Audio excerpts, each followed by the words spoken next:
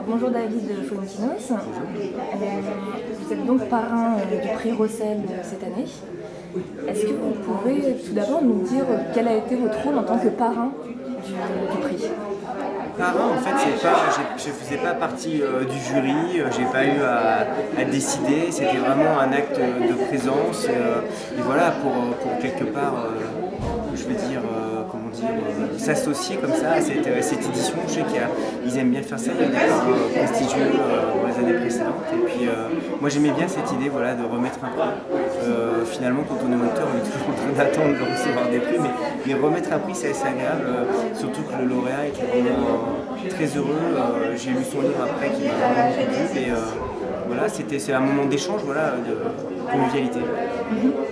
Et vous n'êtes pas belge, et vous êtes donc parrain d'un prix belge. Est-ce que vous avez une affinité particulière avec cette littérature? N'allez pas croire que c'est une tentative très discrète de devenir belge progressivement. Et c'est vrai que quand j'ai été en Belgique pour remettre le prix, tout le monde m'a dit mais il faut rester en Belgique, il y a plein de conditions avantageuses. Non, moi j'aime bien la Belgique, j'y vais régulièrement pour faire des dédicaces. Quand j'ai tourné mon film La Délicatesse, j'ai pris un Belge en acteur principal, même pour jouer un Suédois. Donc c'était quand même pas mal. Non, c'est un pays que j'aime bien, et voilà, j'étais ravi de pouvoir remettre ce prix qui est un prix très important en Belgique et aussi un peu en France. Est-ce que vous pouvez justement nous parler du roman du lauréat, de votre point de vue sur ce roman-là, Monsieur Optimiste d'Alain Berenbaum? Alors entre-temps je l'ai lu parce que je ne l'avais pas reçu à temps la dernière fois, et c'est un livre qui m'a vraiment émerveillé. Ça fait du bien en fait, parce que parfois c'est vrai qu'on prend des livres assez sinistres. Là le sujet est difficile, c'est sur la mémoire familiale, une famille qui a traversé de nombreuses épreuves, mais il y a un ton qui est incroyablement réjouissant, qui est très drôle, qui est optimiste, qui est lumineux. Et voilà, moi j'ai croisé l'auteur à Bruxelles, il est un peu dans cette veine-là.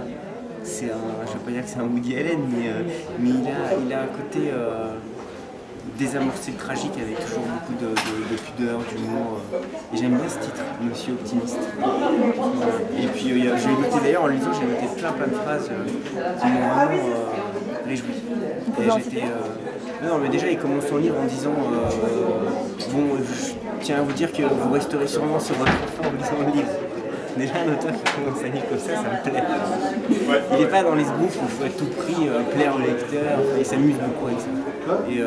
Et voilà, il revendique un côté improbable, foutraque, y compris dans sa mémoire, y compris dans sa façon d'aborder sa propre histoire, qui est très plaisant. C'est un livre qui justement est rond par sa façon de ne pas y toucher, y compris ses réflexions.